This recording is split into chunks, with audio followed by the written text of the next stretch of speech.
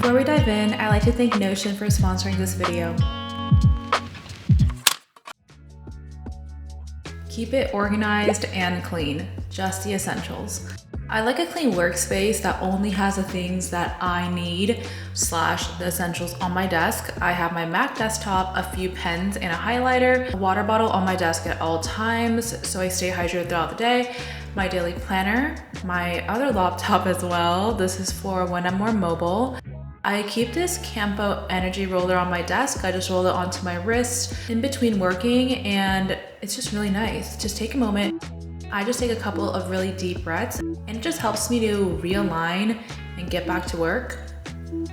I also keep hand cream and lip balm on my desk and again, just apply it through the day, which is necessary, important, which actually makes me think I should keep like a facial spray or mist on my face just to refresh my face throughout the day. But anyways, I also love this desk setup because it essentially gives me two working spaces. I'm kind of just nestled into this 90 degrees. So I have my left side to work and then just right in front of me as well. This one folds out to one long desk if you wanted to. Why I feel like it's really important to keep my office and my space really organized and clean is because if my space is cluttered, then my head just feels cluttered. So I just need a clean, nice space to work in. I've been using Notion for the past couple of years and there's so much you can do with Notion. I started off by using it just for taking notes and creating task lists, but there's a whole nother world as well. It's, first of all, an amazing tool for collaboration. I really love this because I can share my documents and my campaign briefs with my assistant so we can keep track of it and collaborate. Notion just really helps me to create the workflow that I want. Also, you know your girl loves an aesthetic, so I really love being able to create my own templates or customize existing templates, which there are over 1,000 available. Here are a couple of ways that I use Notion. Whenever I'm reading a book or reading a business article, I like to take notes because that's how I retain information. I also like to look back on it or else it's all very fleeting for me. So I like to take notes and look back on it. I use it on my desktop along with my mobile app version as well. So I have it really accessible. Notion is also a great tool for students as well. I wish I had this when I was in school. With that, I also created this custom digital template that you guys can download as well in the description box. Essentially, it breaks down the sections into my top 3 priorities for the day, a gratitude practice. This takes me to my next point, time blocking. So I touched upon this in my previous video as well. But you know, this concept is so interesting because if you're given 3 days to finish something or meet a deadline, you'll get it done within those 3 days. But let's say you're given a day or a week, you'll kind of work within those parameters and get it done accordingly. What I mean by that is we always get it done, but the driving factor is the amount of time we're given or set for ourselves. So especially as a creative, there's no real like quote finish to anything because you can essentially continue to work on, tweak something forever. So you have to give yourself a time frame so you can put it out into the world. Time blocking has been really beneficial for me. So what I do is sort out my top 3 priorities for the day, then time block these into my schedule in order of priority and most important with uninterrupted work. And these are my time blocks. Of course, I had to add to this as I went. Before I started off with 20-minute increments and then kind of extended the time blocks out before switching to the next task. A creative space for work. My personal style when it comes to my office is really minimal with a few accents. I like this tonal theme for my office because it feels calming, it's not distracting, a lot of things aren't pulling at my attention, and just helps me to focus better. So here are a few decorative accents that I added to my space. I really love this desk. It has like cool textures. I like that the top is wood, so it's really easy to work with. And then it also has kind of like this woven straw texture on the side that I really like. I also have a brass credenza, and on the credenza, I leave my perfume bottles on display because they're just really beautiful to look at and they're just great accents to the space. And because of my job, I also get a lot of PR. So I make sure to organize them in my office closet because I just put things away. I don't like things out and just best for everything just have home.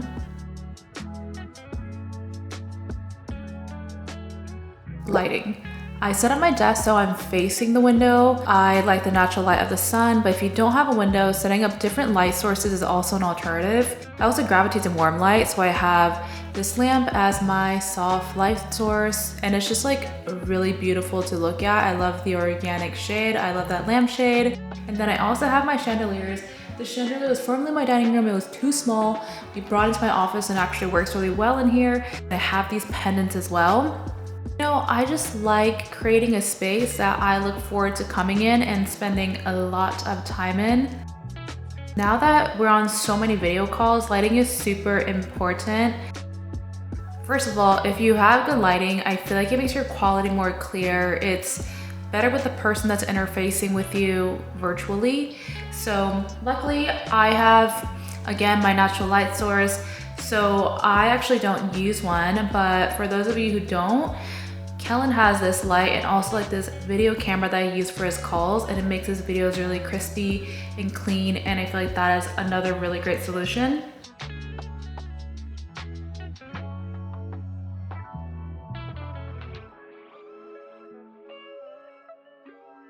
Ergonomic chair. This is so major, and if there was like one thing I would really recommend, I think it would be this, especially if your job requires you to sit at your desk for a majority of the day. Most days, this is where I am. I am just planted at my desk, and having this ergonomic chair has been super important, not just for day-to-day comfort, but also just for longevity as well. This just helps with my posture. It's really comfortable. It's comfy on my butt, comfy on my back. There's so many different customizations you can do. So even with this one, I set it so it's comfortable and it fits to my back. You can customize the arm settings and literally everything. It's really amazing. Instrumental music. So when I do my deep work, I like to play instrumental music, which is basically something that does not have lyrics. It's usually jazz. Spotify has a great library of options. I'm currently listening to focus jazz. So I put on my headphones, and this is when I get into my deep work. So I actually found this to be an unlock. I love these headphones from Bang & Olufsen. I like these because it has like this head cushion portion at the top of the head. The previous headphones I had, if I wore for extended amounts of time, just literally the top of my head would start to get sore just from the pressure. So I like that this one has a cushion, and this just is my favorite so far.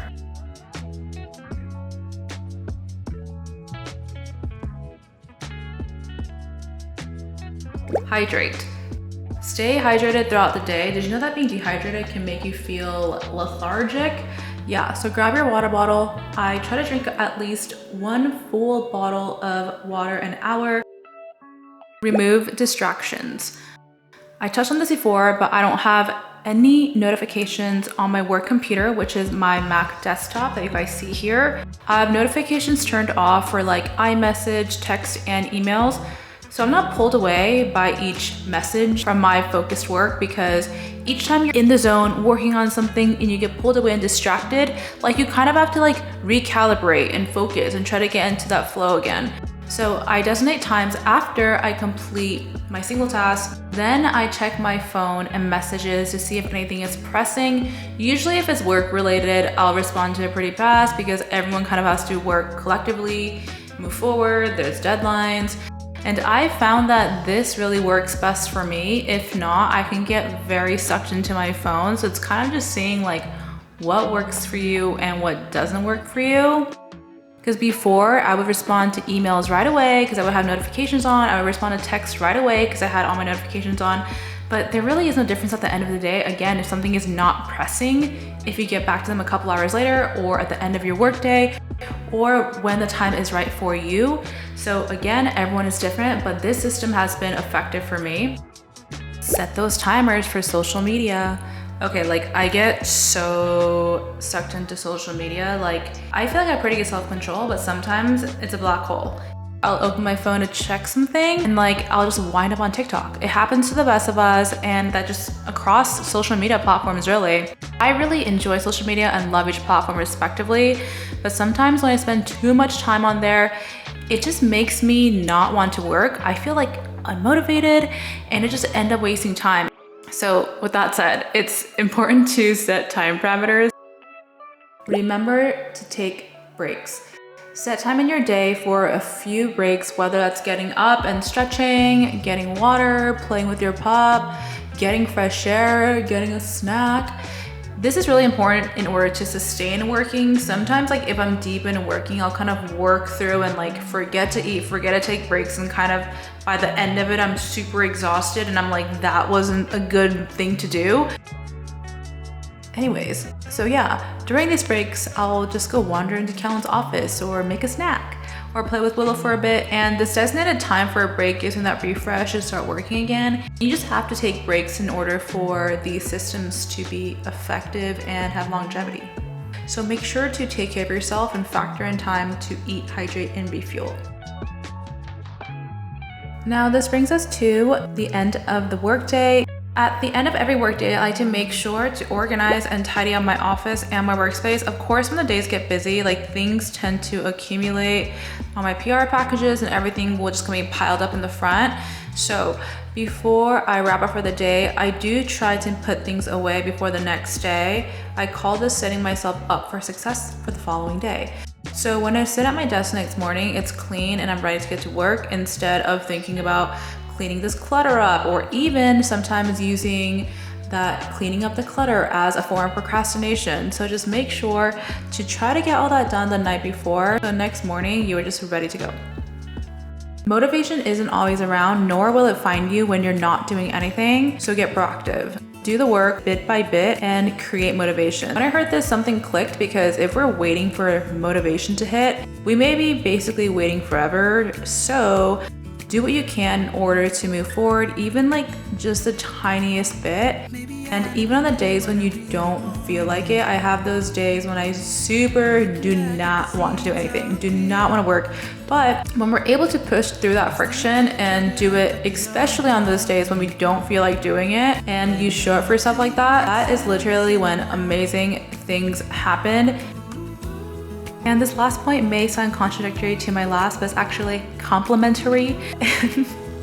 Even on the days that we try our best, there's gonna be days that are absolute shit and we don't do what we set out to do for the day. But remember to be kind to yourself and show compassion, because one bad day does not undo all of your incredible positive progress.